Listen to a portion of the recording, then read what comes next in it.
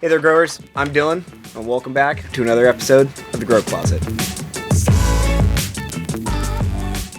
So today we're going to be talking about Nectar for the Gods Herculean Harvest. Now, as many of you know, we love Nectar for the Gods products. We've shot plenty of Nectar for the Gods videos, and you probably are very familiar with Herculean Harvest, but I want to make sure everybody knows this is an amazing product that if you use Nectar for the Gods, you should definitely be adding this into your regimen.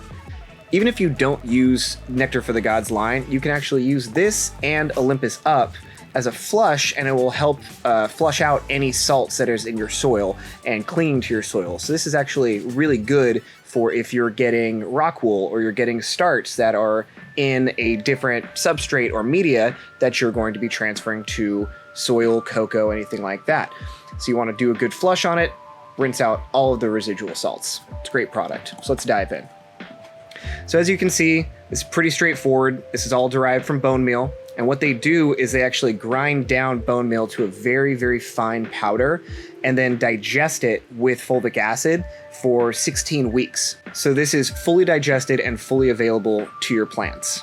Also, if you are using the Nectar for the Gods line and you're spraying or root drenching the Bloom Chaos, you're going to want to increase your Herculean Harvest because Bloom Chaos is actually kind of acts like a calcium leach. So you're going to want to double up thereabouts your Herculean Harvest when you're spraying or root drenching the Bloom Chaos.